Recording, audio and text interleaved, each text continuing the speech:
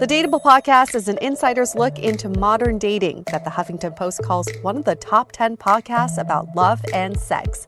On each episode, we'll talk to real daters about everything from sex parties to sex droughts, date fails to diaper fetishes, and first moves to first loves. I'm your host, Yue Xu, former dating coach turned dating sociologist. You'll also hear from my co-host and producer, Julie Krafchick, as we explore this crazy dateable world. What is up, everyone? Welcome to another episode of Brunch Talk with us, the Dateable podcast hosts. And every week we get into a meaty question that we've been getting through our emails, and we want to dissect it all for you over Brunch Talk. Yes. And then you can take it to your own brunches and dissect it further with your friends or spread the gospel, because we're looking to have advice and dissection that empowers you at the end of the day. We're not going to be analyzing every last text message. That's not how we roll. No. We're doing the bigger topics. But the stuff that's pressing, keeps you up at night. The context of this question is that this is very early stages of dating. They've had sex a few times. They have fun on their dates, but the sex is just not good. What do you do? I feel like sex is important. It definitely is into a relationship. It's not everything by all means, but it is a factor that, should be good, right? That being said, I feel like people shouldn't get alarmed right away if it's not good. I've definitely been there before where it gets much better over time, and especially it depends how many dates they've had too, but it's totally natural to be nervous the first couple times when you're having sex. So I guess the question here, maybe to reframe it, is how bad are we talking? Yeah. Are we talking like... What is bad? Like, I want this to end right this minute, or is it just not fireworks? Because I think those are very different. And I've been there before where it's like this, I want this to end immediately. Mm-hmm. And I think sometimes that's hard to come back from. Although if you could pinpoint what it is, maybe that could help, pending it's something that could actually get changed. But if it's the latter, that's just, it's not fireworks, I don't think that's a deal breaker. It's funny because sex is like the one thing that we don't talk about with partners. And especially early on, it can come off very critical or, insulting even if you share that it's not good. But I think just learning more about what turns them on, what their sex style is. It's all about how you phrase it. Not that there's a problem with your sex life, but opening up a conversation of what would make it even better. I think that can be a path that can help. Also, maybe even just trying it more and getting more comfortable. Mm-hmm. Do you remember that episode of Sex and the City when Carrie was really into that? Was it Burger? Burger, yes. They were so into each other emotionally, and then they had sex and it was crickets because it was just so boring at that. Right?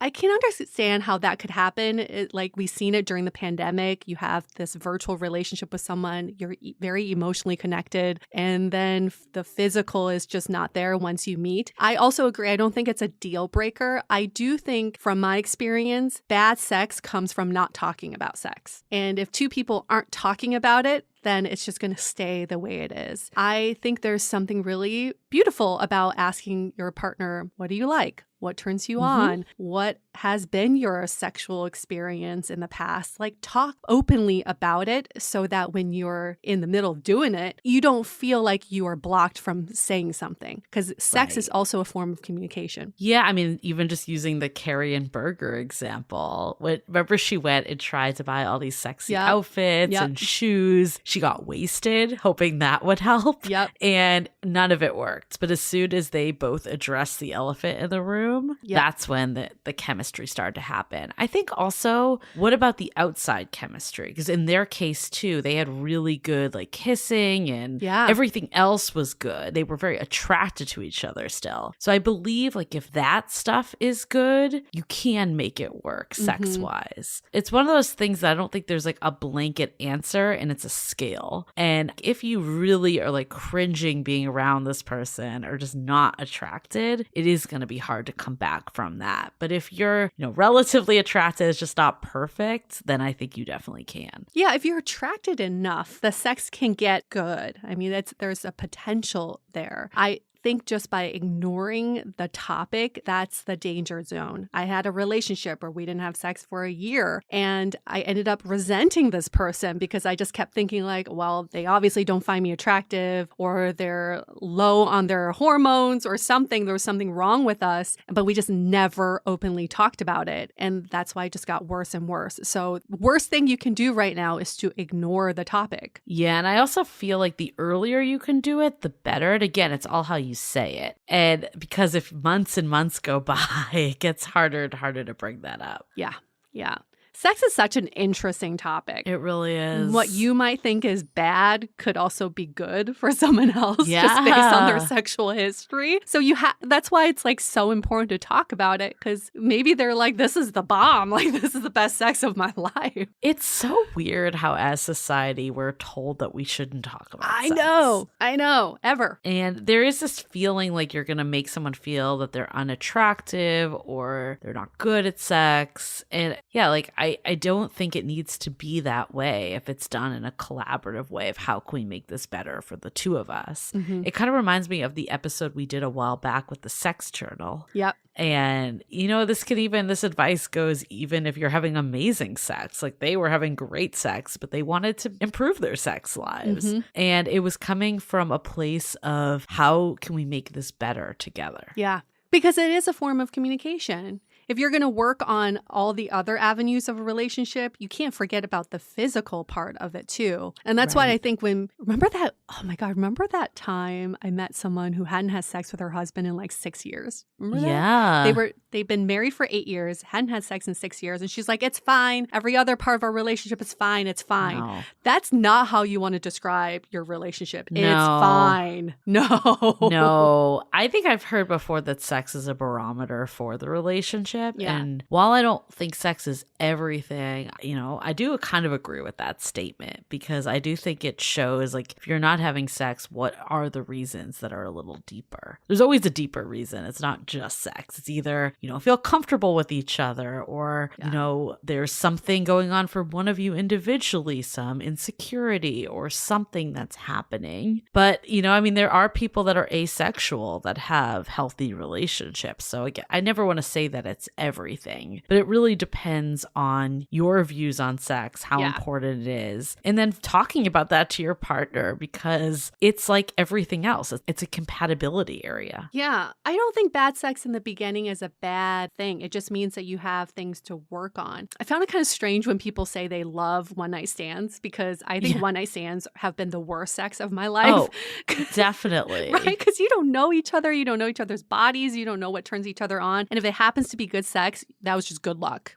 That's it. Doesn't mean you did anything right. So it just takes time. And I think that's the exciting part of like initial early stages of dating, is that you can explore what makes each other tick. And like your sex life can just get better from there. Yeah. I know there's been people that I've dated that it wasn't fireworks from day one, but I did have an overall attraction to them, and it did get better over time. In some cases became amazing over time. Yeah. But then there was one case I'm thinking about that was just horrible. And I wanted to get out of there immediately. I wanted it to end. I gave it one more chance. Like I went on one more date after, because I feel like on paper he was good. Like it was good on paper type of person, but there was a chemistry and connection that was just lacking. So it went deeper than just sex, I think, is the like result of it, right? Yeah. And I remember I gave it one more chance. We went on a date for dinner, and he was about to go away to Europe for 6 weeks. And he was like, okay, do you want to go back to my house? Ooh. And I just did not want to. And I remember I was in school at the time. Like I was in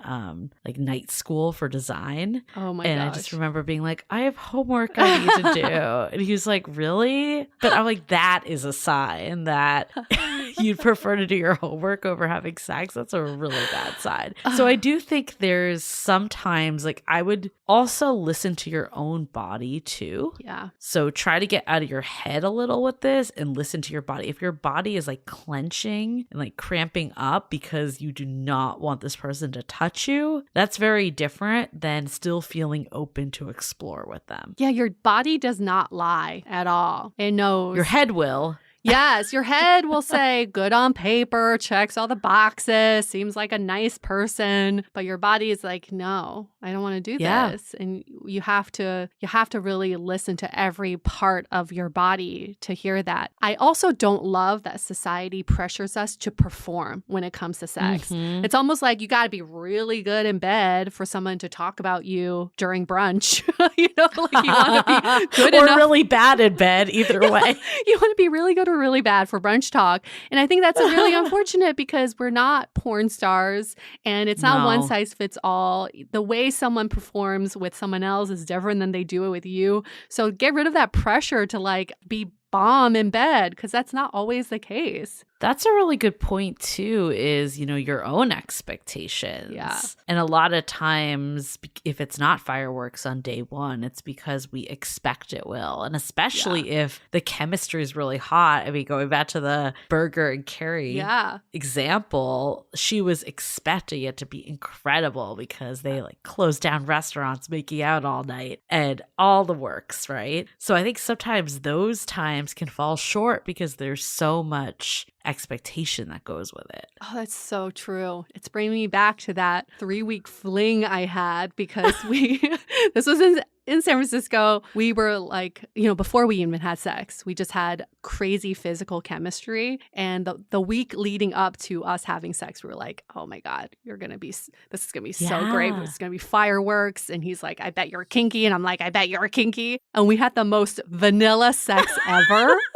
And when we were done, he was like, that's not what I expected. And I was like, no, not me neither. So then we took some Molly and then it was better, obviously. And then when we're sober again, it ended so fast. We were like, this is like a fairy tale we're trying to act out. It was just so boring. Wait, so was that the demise of the relationship or was there other reasons? Oh, no. So bad sex was the demise in your situation. I mean, obviously it was a nuanced situation. It was that plus the fact that he was like not what I wanted. So okay, so there's always a deeper reason. The bad sex and the bad match were, you know, the combination. But I was like, at least I'll get really good sex out of this. No, it was not. No.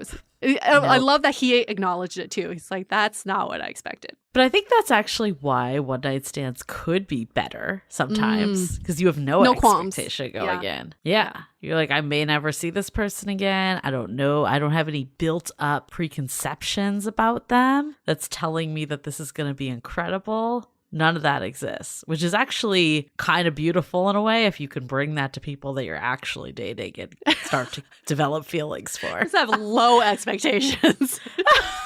It's not even no, it's low. This is going to be really bad sex. No, it's hard too. Like if you're in your 30s or even 20s or older, whatever it is, you might have had your share of partners. Yeah. Not saying that there's anything wrong with that at all, just by pure age of numbers and the fact that a lot of us are dating multiple people and not being in serious relationships as much as in the past. Sometimes you can get stuck on what's worked for you with other people, but remembering that everyone is different. There's things that are going to be, incredible about this person that was just different than the last person. And just because it's not the same doesn't mean that it's bad. Yeah. And we really should be giving each other more feedback about our sex lives because we only say when the sex is good, but we don't ever tell someone when the sex is bad and how it can be improved. So we need to pay it forward because that's why you're getting the bad sex right now. It was probably because nobody told them that this was bad sex. They probably thought it was incredible this whole time. There was another Sex of the City episode where the guy thought that he gave every girl an orgasm and Miranda was like, nope. Nope, and he was so baffled. But I don't know, what's the line of that? Because I feel like it needs to be constructive. It can't just be Oh, no, it can't be like you suck at sex. But okay, I'll give you a very good example. For the longest time, I would give my partners good reviews. That was incredible.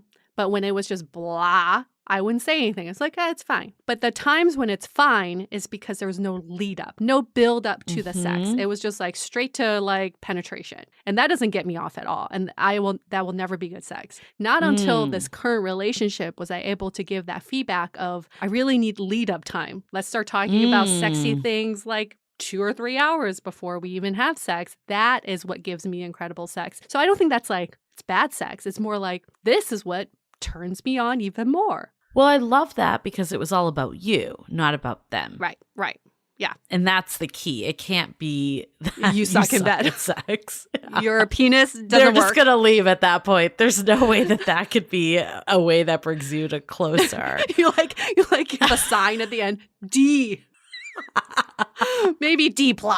I don't know. I feel like there should be an app for that. Just like log in, see what your score was. And if you never want to see them again, just be like, check a box at the end. Didn't get an orgasm. No, I love this. An anonymous sex rating app. Yeah, that's a good way to tell people, right? That they're bad in bed without telling them. But the app would have to verify that you are an actual partner or right, a former partner versus someone who's just trying to ruin someone's life. I do think there is, and I don't want to put it back on the person submitting this, but I do think some of it is you too. While there's definitely things you can say to your partner, and maybe there's a situation where they just aren't great in bed. We don't know. But some of it's the own enthusiasm that you bring and also how comfortable you're feeling in your own body. Because I know personally times when I wasn't feeling good about myself, I didn't have good sex or I didn't want sex as much. And it had absolutely nothing to do with the other person. So while there's definitely things that you can communicate of your own desires and what you want from them in a way, of course, that's, building them up, not putting them down. But I'd also take a look at how I'm showing up too. Oh, so true. So true. But most of the time it's their fault, right? No dead fishes. Have you ever? Oh, I've had too many. I don't even count those as sex partners. Like there was no penetration. It's just literal like flapping against the hole. Just this. That's not penetration. I think my definition of a dead fish is different than yours. I was thinking of that person that just like lays there. Just as you started talking, I was like, I don't think we're talking about the same thing. Sorry, I'm thinking of a flaccid fish. What if a dead fish and a flaccid fish got together? Worst sex ever. Then that's the best nap of your fucking life. Another thing that I just thought of is, what is sex even? We think of it, traditionally as penetration, but that isn't what sex is. That's a very hetero view of sex. True. So just because one thing isn't working doesn't mean something else won't work. That's very true. I think foreplay is part of sex. I think exactly. Sexting is part of sex. Yeah, that can all be part of the experience. The other thing too is positions. Like, what have you tried? Because it's not just one thing, right? So many positions out there. So many positions that I don't even know how you get into. Like the fucking helicopter. Although some of them I feel like I've seen like in magazines or articles. I'm like, how the fuck do you do this? This looks so difficult. You have to be so flexible. And not just you, but your partner has to be equally as flexible. And if you are both not contortionists, how do you get into these positions? But yes, try it anyway. Yes. Don't feel bad if you're sticking with the basics, but even the basics, right? Like if you're doing missionary and it's not doing it for you, there's many other options that you can go to. I feel like there's only one position for me though. It's only one. I've tried many, but there's only one that works. What is that? It's not cowgirl. Oh yeah, it's cowgirl. Not reverse girl cowgirl, on top. Girl on top. Yeah. I feel like women, that's very common because it's just you have more control. So I guess for the men out there that are listening, hetero men, maybe try that, add that to your repertoire if it's not already. That could solve your problem right there. So I heard this interesting theory why women like it on top is because if you know how to masturbate and get yourself off, that's usually the position where you have the most control, right? So you just basically treat the man as a dildo or pillow or whatever you use. That's so romantic. It's so romantic. But I like this because I'm going to bring it back to Taylor Tomlinson again. You have to watch the special, Julie. It's so funny. I saw it live for a special. Wait, which one? The most recent one? Yeah, like I saw it in San Francisco. You did? We went to the actual show. Yeah. I thought she was so spot on with the sex thing when she's like, if your first orgasm is with someone else, that's like if a realtor is showing your own house, Like, you feel ripped off. Oh, here you have a second bedroom. I didn't know I had a second bedroom, you know? So she's like, when you get off with yourself first, then you'll know how to get off with other people. I like that point a lot. I like it. In our Facebook group, there was a question about sex, and one of the responses, Janice, our moderator, posted about, she's like, I don't love doing challenges, but what if you did a 30-day challenge, like sex challenge? And I actually went and looked it up this morning because I was curious. And I feel like it's actually something I might want to try, even though I have no qualms about our sex life. I think it's just good. It basically like pushed you to try different things or to, you know, maybe there's a day that was a different form of sex or there was so many different aspects of it that just got you thinking in different ways about what sex and connection meant. So I feel like even if you're not like in the situation where you're trying to make something better, it still could always be a good way to make something good even better. Yeah, think outside the bed, I guess. One of them was like have sex not in your bed. Because sometimes you just fall into patterns and it's the same thing every time. Yeah. I mean, we always have the best sex when we're on vacation because it's different. Yeah, different environment. And you feel a little bit different. It just feels novel. But at home, it's very easy to be complacent when it comes to sex. Another piece, like maybe it's the environment too. Like what if your person you're dating just has a really shitty, uncomfortable bed? True. You know, like maybe it actually isn't their sex ability. There could be little tweaks that you make that make it a lot better. I believe that. I believe that. My little studio in New York, I could only fit a futon in there. Okay. You know how futons work? There's a big dip in the middle. Okay. Oh and it was a full-size futon. It was not very big, but it was the ultimate test of how creative someone could be. Yeah. Everyone's like, Yue is the worst in bed. Oh, wait, it's just her futon. I don't know how many knees I bruised on that dip in the middle. God. But I ended up selling that futon. TMI. I ended up selling that futon to this guy. This like young, good-looking 20-some-year-old guy. He's like, thanks so much. And I was like, take good care of this futon. Oh my God. There's so many things that are wrong with that story. I don't even know where to start. I hope he's having really good sex though. I mean, I feel like you're like, oh, it's really coincidental that they always want me to go to their place. It's so weird that they always want to do a standing up. You know, though, there is also a side of it. The more we talk, the more I keep thinking about things. But I feel like when I'm not super comfortable with someone at the beginning stages, I prefer to be on my own turf. Totally. So maybe some of it is just switching it up to your place versus theirs and seeing if it makes a difference for both of you. Because, you know, if you're at your house, they could be nervous and not performing as well because of that. It's very true. Yeah. Think of it as an opportunity to experiment. It's not a deal breaker. It's an opportunity. Just don't fuck it up. There's some things that I think there's universally things that you just should not do in bed or after you have sex with someone. One example is don't send them a text saying, I miss your Chinese pussy. Just like, I don't know, just one of those things like I just don't think that works ever. I hate that story, but I love it at the same time just because it's like horrible in the way you tell it, but it's horrible. Like, I don't know why anyone would ever think that was a good text to send ever. That does not make me wet at all. In fact, it dries me up right away and I will ghost the fuck out of you. Bye. Was that someone that you slept with on the futon? Yes, it was. It was. He deserved that. He deserved that crack in the middle. Oh. Okay, lessons learned. You can save bad sex, but also look at it on the scale and don't force things that can't work either. Yeah. Don't think of it as bad sex. Think of it as sex with potential. Yes. Yep. And you're good. And if you're really not feeling that person, set them free and let them have good sex on a futon with someone else. Oh, pay it forward, everyone. Well, we paid it forward with this episode of Brunch Talk. We'll be back next week with another meaty, juicy, commonly asked question. But until then, enjoy your brunch. Enjoy.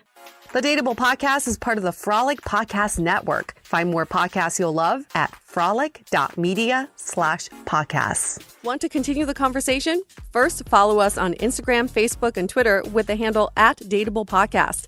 Tag us in any post with the hashtag StayDateable, and trust us, we look at all of those posts. Then head over to our website, dateablepodcast.com. There you'll find all the episodes as well as articles, videos, and our coaching service with vetted industry experts. You can also find our premium Why series where we dissect, analyze, and offer solutions to some of the most common dating conundrums.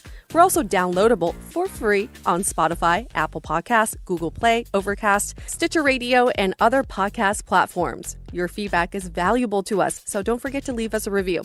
And most importantly, remember to stay dateable.